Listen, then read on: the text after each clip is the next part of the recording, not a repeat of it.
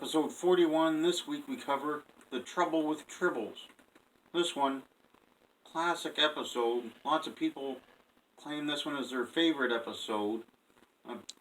It was alright for me. Comedy episode. They had a somewhat serious subject matter, but they turned it into a pure comedy episode.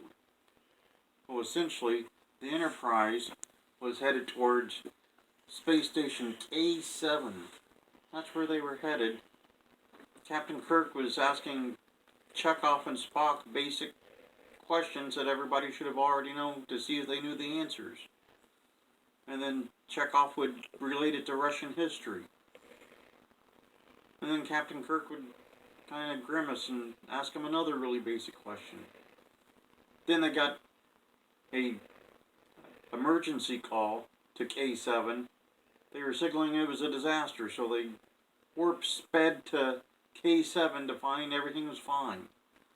Kirk was for words. He called the base commander, and the base commander was like, yeah, you'll have to forgive that, and also, why don't you come to the station to see why we did that? Kirk grabbed Spock and took off. He didn't even leave anyone in charge. Told her to cancel the red alert, grabbed Spock, and he took off. They were leaderless on the Enterprise. But they get down there, and the base commander's like, here's one of those Commodores that you hate. He demanded it. When Kirk asked him why, he's like, well, there's this thing called partamina. It was a grain. Kirk's like, it's wheat. He's like, well, no one in Starfleet knows what this wheat actually does. Spock did, and that became the running gag. Everyone in the whole Starfleet knew what it was except for Kirk. It was essentially wheat, but it would grow on the planet that was in dispute in the neutral zone. Or something to that effect. And so, this Commodore is looking to protect the wheat that they were storing in the station until a ship came to get it to take it to this planet. He wanted protection. Kirk didn't like that. So he wrongly said that he had never questioned anyone in a command position at Starfleet ever before in his life, even though he does constantly. Constantly he does, but he said he did not. Then he agreed to send exactly 2 security officers down to protect all of this grain. Commodore was for words. Uhura and Chekhov went down for some shore leave because Uhura said she never gets shore leave, so she went down there. And this guy named Cyrano Jones comes in looking to sell a tribble. He had a tribble. The barkeeper was like, no, I don't want it. And then they ended up negotiating over it. He bought a lot of tribbles. Then he tried to sell one to Uhura. And Cyrano Jones was like, no, it's for free. Well, Uhura took it. And then Cyrano said, well, now everyone will want to buy a bunch.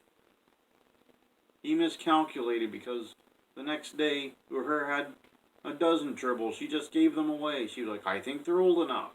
She didn't know. No one had ever seen a tribble on that ship before. The day before. No one knows how Uhura knew that. McCoy was mystified as to how they replicated so quickly, so he took one to inspect it. Then Kirk gets word, hey, the Klingons are here. So he goes to red alert. And the base commander's like, I think it's fine because they're here on the base with me now. Well, Kirk goes back down. And Koloff, who he had seen before in a previous episode, was saying, we just want shore leave. And Kirk's like, that's fine, but only a dozen at a time, and I'm going to put the exact same number of security guards to match the exact number of Klingons. Because he didn't want an advantage. He wanted things to be equal, apparently. That led to problems because Mr. Scott was going down with a shore party for some R&R. He initially was not, but Kirk said, take the R&R, get away from your technical journals. So Scott goes down there under orders not to fight with the Klingons unless absolutely necessary. And the Klingons start insulting Captain Kirk. Mr. Chekhov wanted to punch the Klingon. Scott was like, no, it's all right. We can take some insults, no problem. And he asked Chekhov, if he was going to order a real drink, and Chuck was like, it's vodka, and Scott was like, not a real drink, like scotch. And after about the third time that Kirk gets insulted, Scott slides the scotch over to Chekhov, who takes a drink thinking it was the vodka, and he makes this weird face. This weird face, he was thinking vodka, and then he got the scotch. Scott was probably trying to loosen him up a little more than he thought vodka would. Chekhov was for words. But then the Klingon started insulting the Enterprise itself, calling it a garbage scow. So Scott jumps up and he just starts brawling, and there's this big, long, prolonged bar brawl between Starfleet personnel and Klingons, with Cyrano Jones trying to slip out with a drink he hadn't paid for. The barkeeper grabs it as he walks in to the bar with the security team. So Cyrano just pulls an even longer glass out of his pocket and drinks from that. He'd slipped an extra drink in his pocket, apparently. Didn't spill a drop. And after Kirk finds out it was Scotty that started the brawl, after he put everyone in confined quarters, they look around and the Tribbles are everywhere. They've gotten out of control. McCoy says that they're basically born pregnant. He can't believe it. He's mystified at this. Kirk goes to get a chicken sandwich and a coffee, and the Tribbles are in his chicken sandwich and a coffee. He was horrified. He just wanted a chicken sandwich and a coffee. He was very specific. And Scott comes in with armfuls of Tribbles, even though he was supposed to be confined to quarters, and said that they were out in the engines. They were messing with the engines. Then Kirk gets yet another call from the station. So he goes back down. Turns out the Tribbles had eaten the grain. The Commodore was furious. Kirk was mystified that Tribbles were pouring out by the thousands. Spock knew the exact number of Tribbles. He did. He did like a calculation to come up with the exact number. Then they discovered some of the Tribbles were dead, and just that second, here comes McCoy, saying that if they starved them to death, they wouldn't multiply anymore. He'd figured that part out. If they ate, they multiplied. But they couldn't figure out why they were dead, so they researched. They'd been poisoned. The grain had been poisoned by a Klingon.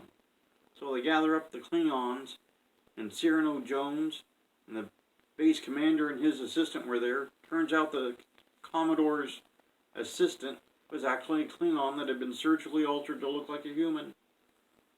They found out because the Tribble went crazy, and the Tribble only goes crazy at Klingons.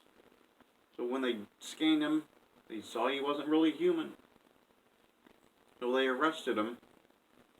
Kirk's back at the ship. He'd had all the Tribbles removed. No one in his senior staff would tell him where they went. They kept saying, you tell him, no, you tell him, no, you tell him. Finally, Scott says he beamed them all aboard the Klingon ship, and everyone laughs. Everyone laughs even though they knew the Klingons would probably beam the Tribbles out into space or incinerate them with phasers. Not so funny to the Tribbles, probably. Well, that's the way it went. Some interesting notes.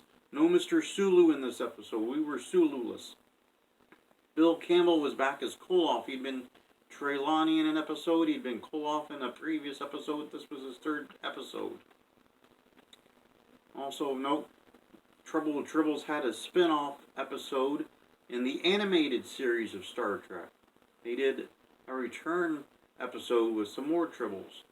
Then, in Deep Space Nine, they used brand new CGI technology, like Forrest Gump had used, to make an episode where the DS9 episode interacted with the original series episode, and they made a whole new adventure for the Deep Space Nine guys.